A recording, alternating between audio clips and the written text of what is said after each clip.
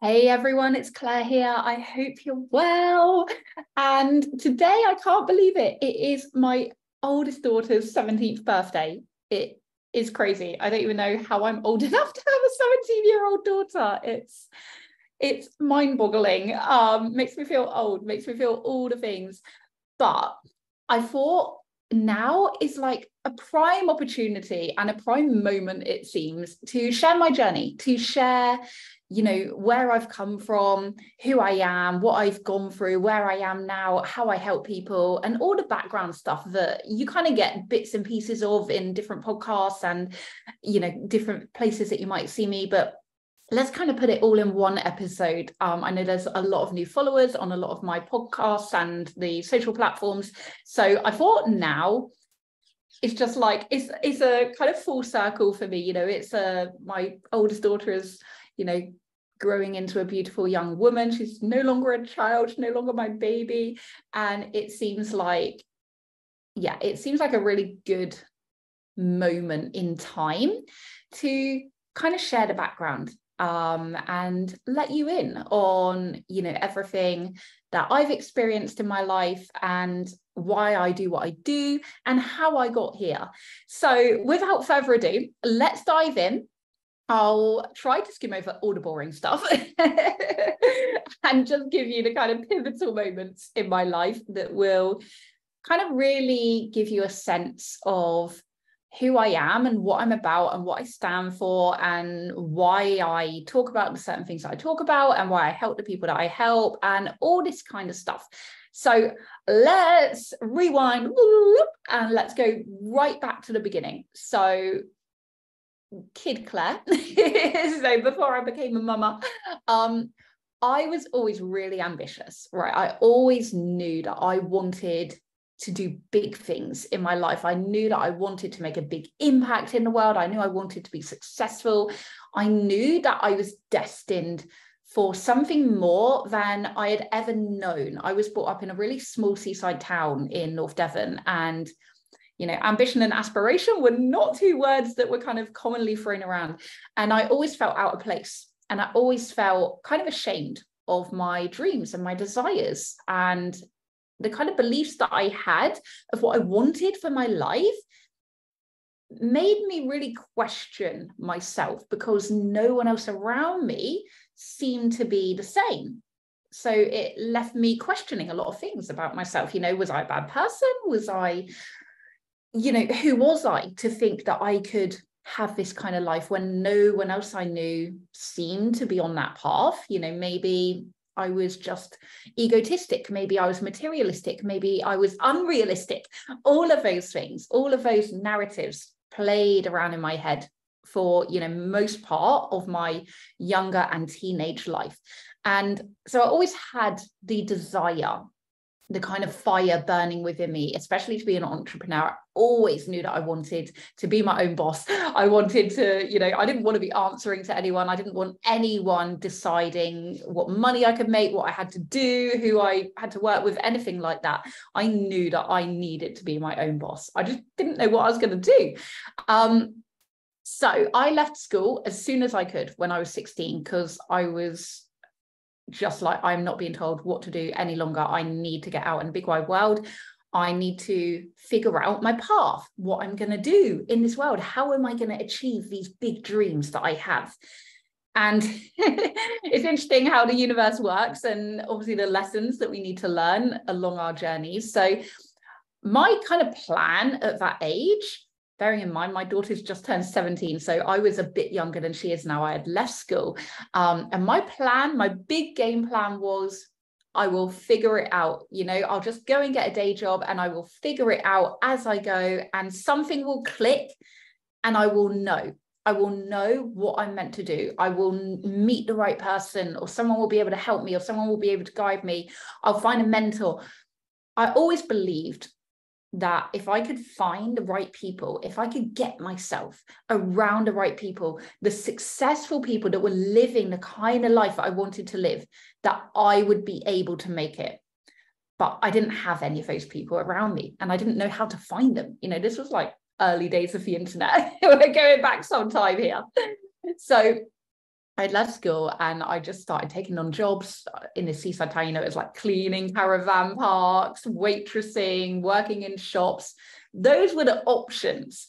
And so what happened is I would get fired constantly, right? So I would go and work for someone else. I would go for a couple of days, maybe a couple of weeks. And as soon as I lost interest, which was very, very quickly, because there was nothing driving me to do these jobs, I just wouldn't go, because I was like, well, if I'm not enjoying it, why should I go? And I kind of burnt out in the working world around where I lived.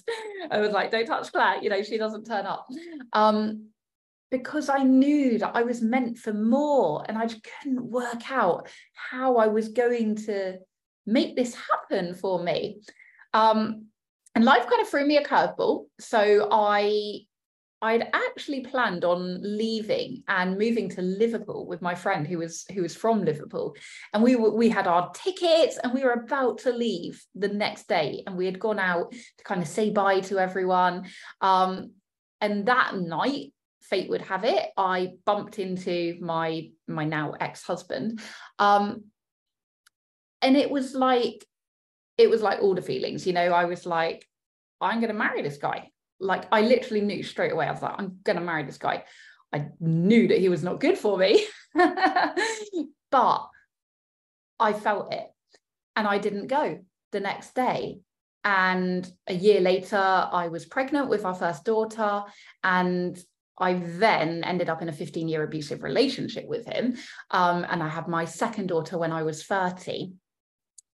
But to kind of amalgamate those 15 years, the good parts of it are I was still able to start my own business. So I got to about 25, and I was able at that point to live my dream and become an entrepreneur.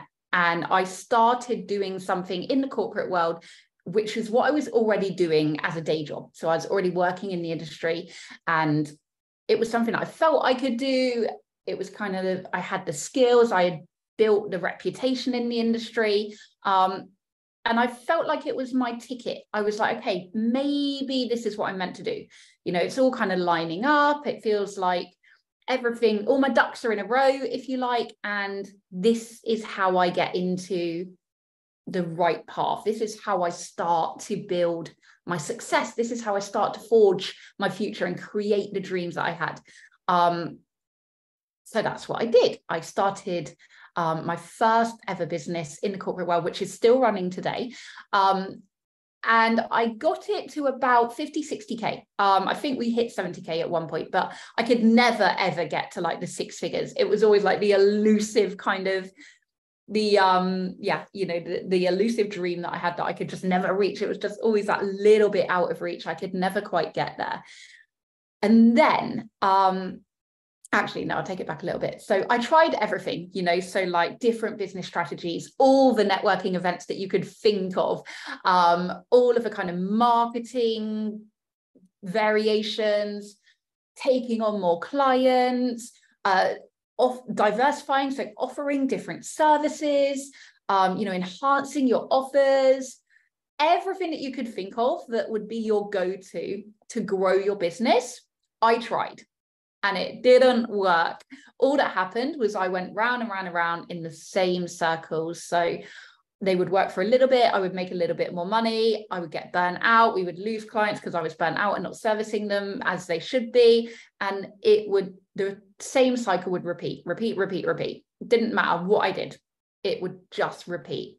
Even when I employed people, outsourced, you name it, just the same things, because no one ever taught me how to be an entrepreneur. So I was winging it, right? I winged it constantly, year after year.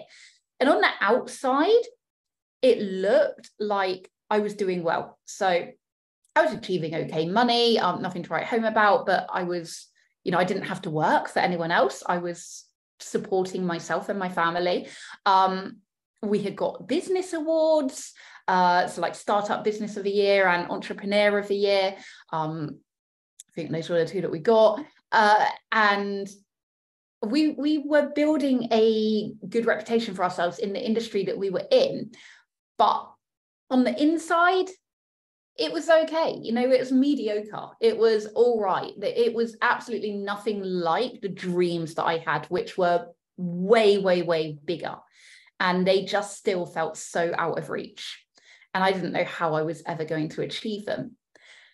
So fast forward a little bit, in 2019, I had my tower moment, and I was finally able to leave my ex. I had tried many, many times before, but I had never, the fear of the unknown was always scarier than the fear of the known. And obviously anyone that's been in a DV relationship will understand that. As crazy as it seems to the outside world, it's kind of like mindset work, right? You know, your subconscious mind prefers the discomfort of the comfort zone. So no matter how uncomfortable it is, no matter how painful it is, how abusive, how traumatic, how toxic, how boring, whatever that situation is, your subconscious mind prefers it to the unknown. So it wants you to stay there because at least it knows what to expect. At least it knows what to anticipate and what to brace itself for, no matter what that might look like for you. So anyway, I was finally able to leave. I finally got the courage, and I was strong enough to make that final cut. It wasn't easy by any means, but it coincided with me having a spiritual awakening. So my first spiritual awakening. And when I had that, like a lot of people, when they have their first spiritual awakening, you have the tower moment, right? So it's like the universe knows you're ready, and it will rip away everything that is not aligned with your future path, with where you're going. So anything that is not going to serve you on that journey will be taken away because you haven't already done it. You haven't taken the hints that have already been there. So it's like, okay, well, if you're not going to do it, I'm going to do it for you. I'm going to start taking the reins here because you're not getting the hints. You're not, making the right decisions that are for your highest good.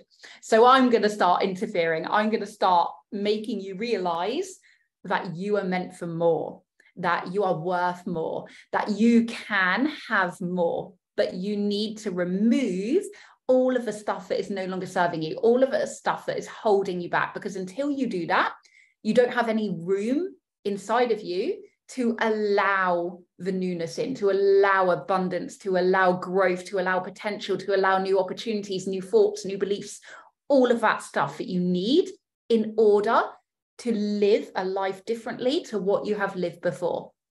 So my tower moment, I finally left my ex, yay. So then I had to move home, had to upheave my daughters. So I had two daughters who were 2 and 12, 10 years between them. So yeah, 2 and 12. I lost a lot of like my so-called friends. Relationships were, what's the word? Severed. Family relationships were tricky. My whole belief system drastically changed. And I was then in a position where my current business, so at that time I only had the one business, my corporate business, bored me. I say the word bored because it's a word that I've associated a lot with over my life. I would get bored a lot. Now, I'm a generator type in human design, so I'm meant to be kind of on the go, and I'm meant to be creating, and I'm meant to be responding, and I'm meant to be taking action, but it's meant to be in alignment. It's meant to be satisfying to my soul. And when you're not in the ecology of where you see those opportunities and you're able to make those decisions, you can't tap into that. So you feel frustrated, you feel bored, you feel unfulfilled. And that is definitely where I was at the time. So I very nearly sold my business. I was like having all of these new beliefs, all of these new thoughts about the world, about the universe, about who I was and what I wanted to do in the world. And I still had my big dreams, but I now had them for a reason. So instead of feeling huge shame around them, I was able to realize that I had them because it was my destiny to live them. And by me living them and creating them and manifesting them, I was able to show the way for others. I was able to be the torchbearer. Like, I'm a line 3 in human design. So I am meant to jump in first to kind of report back, to show you what to do or what not to do. Like, that is literally what I'm meant to do. So it really made sense when I started having this spiritual awakening and joining all the dots together. So it was like, okay, I'm not just a kind of real shallow person that thinks they're better than everyone else. I'm just meant for more. I'm meant to shine my light. I'm meant to be a ripple effect. I'm meant to be a leader. I'm meant to guide the way for others. And there is nothing wrong with that. But I carried that shame with me for like all of my life up until I had my spiritual awakening, because society makes us believe that if we're not content with what we've got, then we're greedy or we're shallow, or we think that we're so much better than everyone else because they're happy, so why aren't you? And all of those things. But actually, it's the complete opposite, because when an entrepreneur has a spiritual awakening, it actually means that they are destined for big things. They have a spiritual awakening because they are the game changers. They are the ones that are here to create a ripple effect in the world. They are the ones that are here to be the visionaries, to lift others up, to show them what is possible for them as well. Because we have, as entrepreneurs, we have those skills. We are leaders. We are torchbearers. We are the ones that jump in before working out how or, what we're going to do. We just jump and we figure it out on the way. We don't drown. We just figure out how to doggy paddle. And then hopefully it turns into a front crawl. And then hopefully we're like speeding along. So that is why when entrepreneurs have a spiritual awakening, it is so important to realize that actually it's not unspiritual to still have big dreams and desires, even though society will make you believe it is. It's not unspiritual to want money or to want wealth or to want bigger things. It's actually your destiny, and it's your duty to do it so that others can do it too. So sorry, I digressed a little bit there. I get really passionate about that. So yeah, when I had this first spiritual awakening and I nearly sold my business, and I was like, no, all I need to do is create something alongside that does light me up, that fills up my soul, that enables me to really embody my new identity, my new spiritual identity and beliefs and values and the good that I want to give back to the world. Like, what am I here to help with? So I became a soulpreneur, as I like to call it, and I pivoted and I figured out that I could do both. I could work out how to be a spiritual CEO and delegate in my corporate biz so that I didn't have to spend up my energy in something that was not lighting me up, and so that I could focus on my new biz that was aligned with my spirituality. So I created a ethically sourced crystal business, and I was so passionate about it because it meant that I could be my new self. I could really embody this new version of me.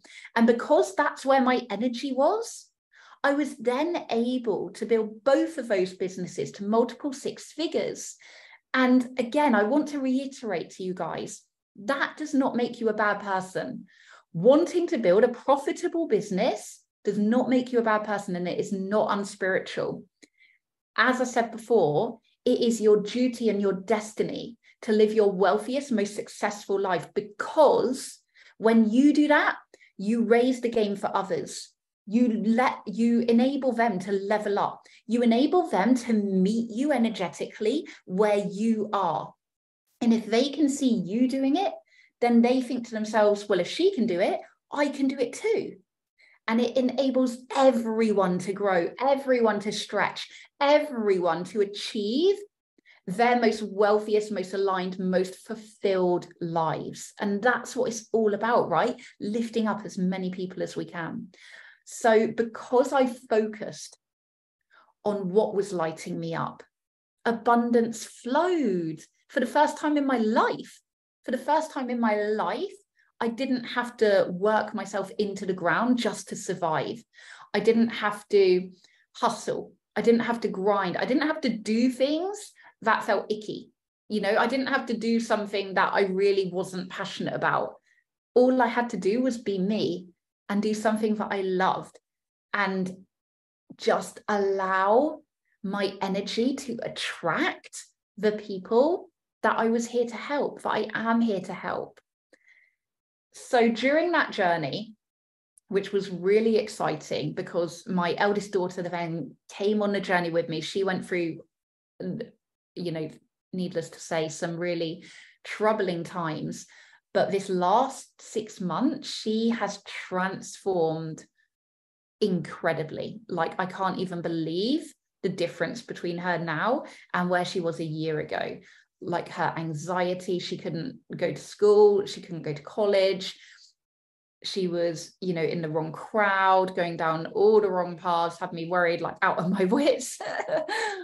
But now, because she's seen what I've been doing, how I've been growing, how I've changed my mindset, how I've changed who I am, essentially, it's created that ripple effect in my family, as well as my community and the people that I serve and my clients and, you know, anyone else. Most importantly, my family. And she is now running my crystal business. So she is now on her path of being an entrepreneur. Well, hopefully not an entrepreneur, a soulpreneur, because entrepreneurs are sucky. No one wants to be an entrepreneur. That's just like too much work and no reward. So she is now on her path to be a soulpreneur, which is just, as a mum, is interesting, because how many people say to her, because she's 17 today, right? While I'm doing the podcast. So she's 17 today. And how many people say, oh, so what are you doing at college? What are you going to do at uni? What's your plan? And it's like, well, actually, she's running a successful crystal business and she is following her mum being a soulpreneur. That is the plan. You know, she doesn't have to go and do the kind of societal route of going to college, going to uni, doing all the stuff that society tells us that we have to do in order to then go and do exactly the same thing, but for someone else's dreams. Because I'm not that kind of mum. I'm a mum who wants my daughter to live her purpose, to follow her passions, and to live the most fulfilling life and the most abundant life that she can, because she's worthy of that. And if you just rewind that back to when I was talking about myself as a teenager and the amount of shame that I felt about the dreams that I had, if any of you have kids, just ask yourself now, are your kids worthy of living the life of their dreams? Are your kids worthy of, you know, the most wealth that they could ever want for? Are your kids worthy of creating the kind of life that only you can dream of? Because I think most parents would say yes, of course they are. And it's no different for you. It's no different for you, right? Because we are someone's kids. We are all humans. And we are all spiritual beings having a human experience. And part of being on this planet is to enjoy the 3D world. You know, wanting nice things, wanting luxury, wanting to travel, wanting to experience the world, wanting to create big transformation in the world, wanting to have nice clothes, wanting to buy nice gifts, wanting to donate more money, wanting to live in your dream home, wanting to have a life of bliss, of ease, of fulfillment, of alignment, of purpose. That is your destiny. That is what your soul is here to do. And if you believe that your kids are worthy of it, then that means by rights that you are worthy of it. So just remember that. I know I've digressed again. I can't help it when I get so passionate about these little topics that I touch upon. So I'm going to very quickly skim the last couple of years now, because I've gone on for much longer than I normally do. But so since then, this last year has been really, really pivotal for me. So I have grown in myself enormously. So I had a second spiritual awakening, which is interesting because it really kind of slid under the radar, and it almost was like I could not have noticed it until hindsight. And then when I look back, I was like, oh, okay. So it kind of went from just being interested in oracle cards and, you know, crystals and the universe as a whole, to actually trusting in the universe, to actually understanding how to work with crystals, to actually really full body and soul believing in it, not just kind of hoping in it, if that makes sense. And then at that point, I was ready for big change. I was like, okay, I've done this. I've created 2 multiple 6-figure businesses. My daughter is now on a good path. I've still got these dreams that I've not yet reached. How do I create a big impact in the world? I am here to do more. I am here to create more. I have not gone through all of this to just have this. I am meant to be helping people on a much bigger scale. How do I do that? And at that point, I made the biggest decision that I'd ever made, and I invested 20K in high level coaching for myself. And since then, it's probably more like 40K now. Because once you start investing in yourself and you see the change that you have in yourself, you can't stop, because you're just like, wow, this is just the tip of the iceberg. This is just the tip of the iceberg as to what I am capable of, as to what is possible for me.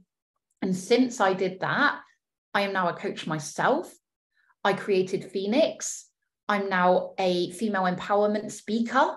I'm a motivational speaker.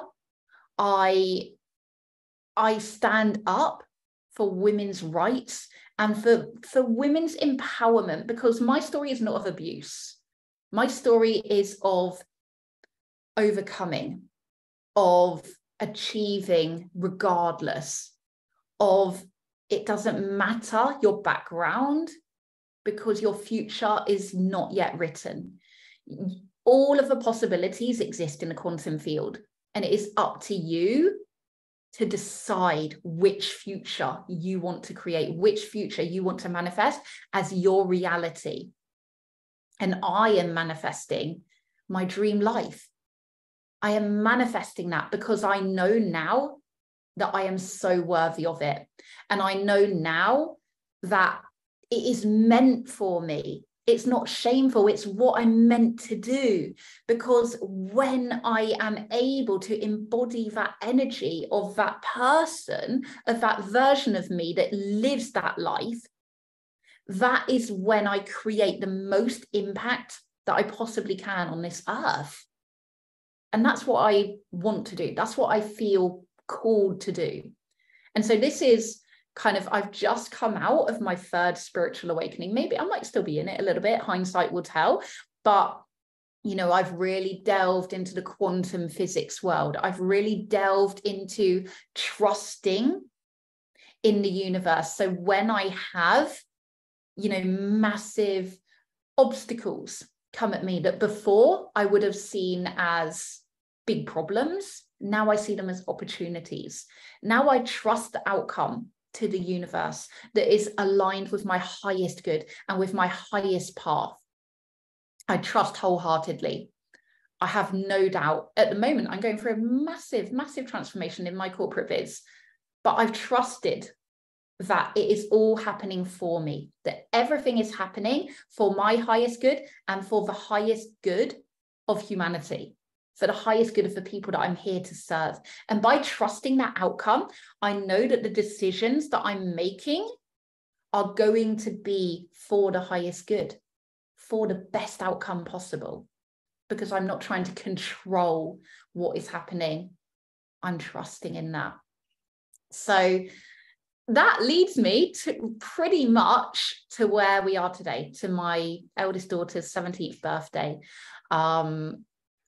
which, yeah, fills me with a whole lot of different emotions. But I'm just so proud. I'm just so proud of myself for everything that I've been through and where I am now, and also my daughter for everything she's been through and where she is now, and where we are now as a family. And I know that myself and both of my daughters, I mean, my youngest is only 7, but I know that we as a trio will create massive things in this world, because I know that my eldest daughter has it already. You know, she is definitely a soulpreneur through and through. And my youngest, I've no doubt she will probably follow. If she doesn't want to, that's fine, but I've no doubt that she probably will. And I just feel that it is in our lineage. It is in our ancestry. I mean, my parents were entrepreneurs as well. So I feel that we are the game changers. We are here to now step out of the ancestral kind of hustle and grind that my parents and their parents were definitely in. And we are here to be able to step into our purpose and fulfill our destinies of playing big, of shining our lights unapologetically, of being our biggest, brightest, most beautiful, most badass selves, right? Without any apologies. Because if we apologize for being big, then we're still succumbing to the societal shame. We're still succumbing to the idea that it is somehow bad to want more for yourself, to want better, to want bigger, to want to create bigger impact. And imagine if everyone felt like that, no one would be lifting others up. No one would be raising the bar for others to raise up to.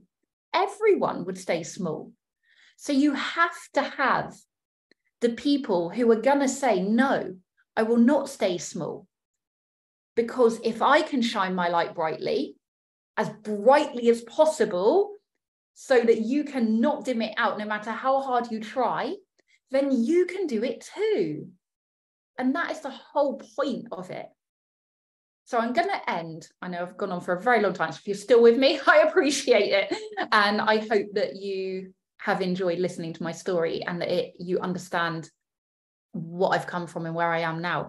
And I just want to end on saying that if you are an entrepreneur and you have had or you're having a spiritual awakening and you're questioning yourself, you're questioning if you're a good person because you still have big dreams and big aspirations, if you're questioning how you can still have wealth and be spiritual, if you're questioning if you're meant to let go of all of those 3D desires because you're now identifying as someone who's spiritual and you're in that world, I want you to realize that 1, abundance is your birthright.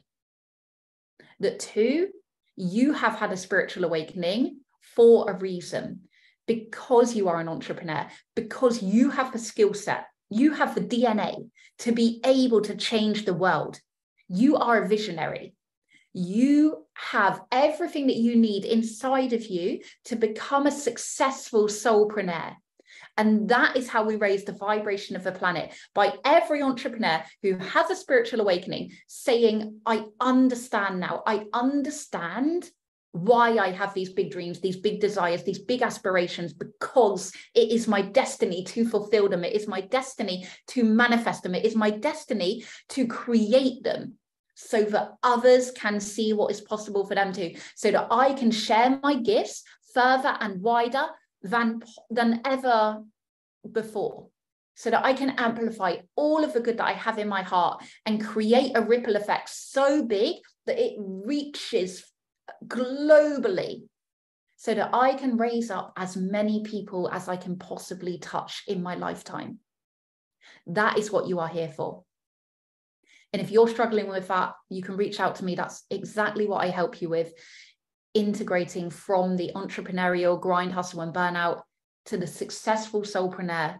6 figures with ease, abundance, alignment, fulfillment, flow, destiny, connection, intention, fun. Let's not forget that word, fun, right?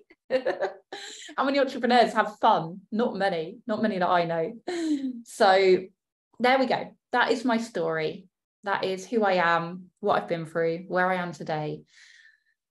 And I am now going to go and say goodnight to my 17-year-old daughter and love you and leave you until next time. Please do leave a review if you found this, interesting or helpful. It helps push the algorithm. I also love to hear your feedback. So do hit me up in the DMs on Instagram or drop me an email. I love to hear how anything that I do touches other people in any way, big or small, because my purpose is to empower as many women as possible, to lift up as many people as possible, to raise the vibration of the planet is what I'm here to do. So until next time, sending you much love, and I will speak to you all soon.